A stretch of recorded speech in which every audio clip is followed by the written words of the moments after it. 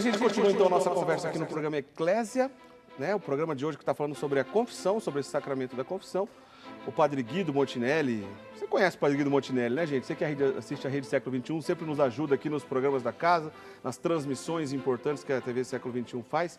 O Padre Guido é um sacerdote rogacionista, ele é italiano, mas ele tem tanto sotaque já brasileiro que ele está mais para mineiro do que para italiano, não é isso, Padre Guido? Quase, né?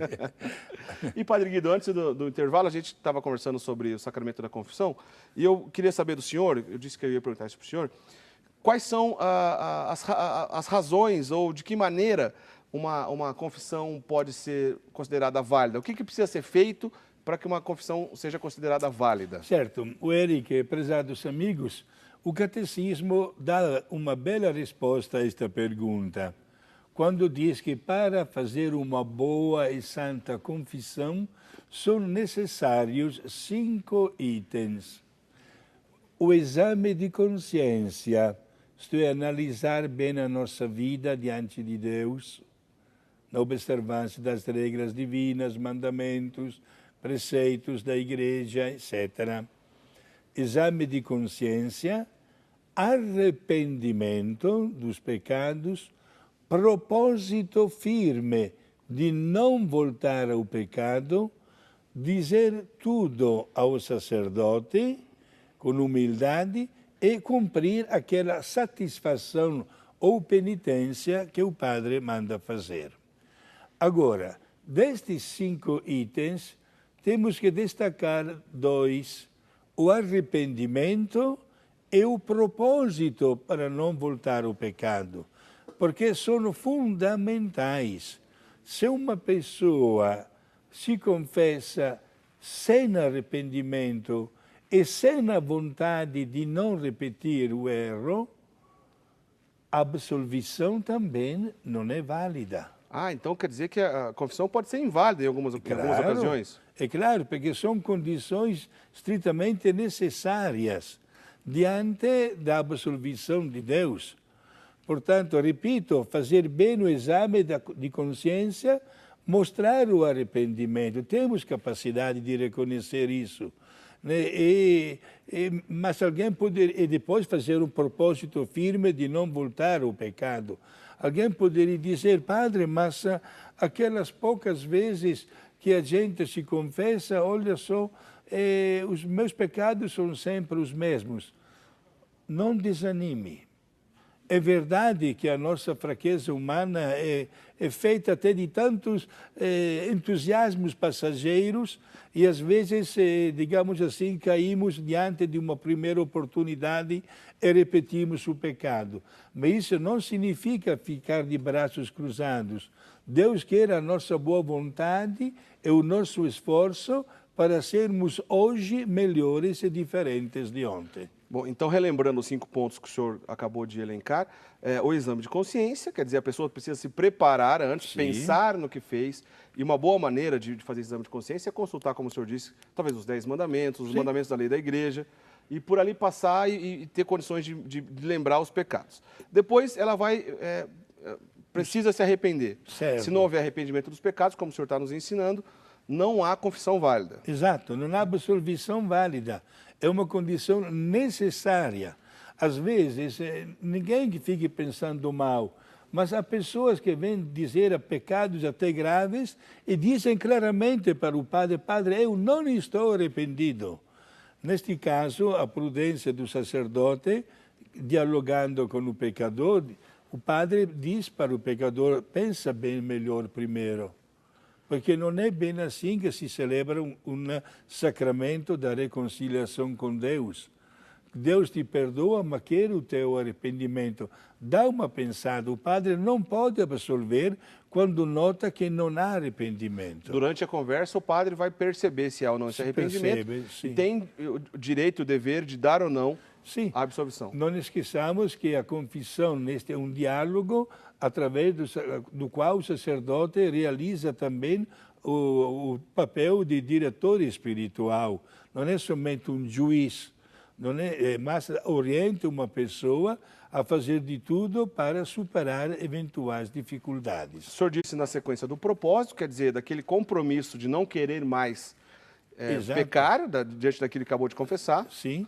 O senhor quer comentar? Sim, é fundamental também no propósito de evitar as ocasiões para pecar de novo.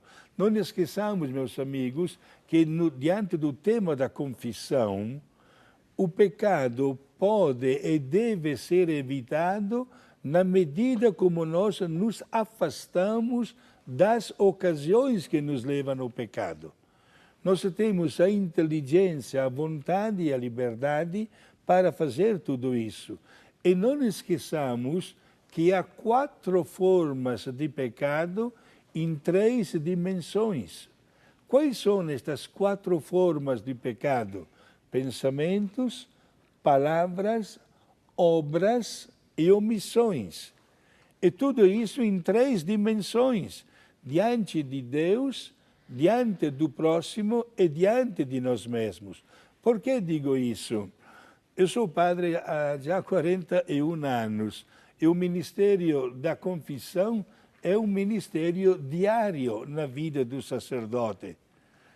Olha, gente, não existe uma confissão marcada ou programada ou por telefone ou com uma senha, não. Nenhum padre manda embora uma pessoa que pede de confessar-se, certo? E não esqueçamos que por tão grave que seja o nosso pecado, será sempre inferior à misericórdia de Deus, que supera toda forma de mal, né? Então, meus amigos, há pessoas que vêm confessar-se, dizendo, padre, me ajude, porque, na verdade, eu nunca matei e nunca roubei, e não saberia mais o que dizer para o Senhor. Quando uma pessoa diz uma frase desta, eu digo, muito bem, não matar e não roubar são 2 dos 10 mandamentos. Onde estão os outros 8? E aí que a pessoa tantas vezes pergunta quais. Essa é a necessidade de fazer bem o exame de consciência, Eric. Isto é, fazer como um filme da nossa vida, notando o que talvez poderia ter acontecido de uma maneira mais elegante e melhor. O senhor também comentou que é preciso dizer tudo ao sacerdote. Aí eu queria perguntar para o senhor, a pessoa vai se confessar, mas de propósito ela esconde um pecado, ela fala um, mas não diz o outro.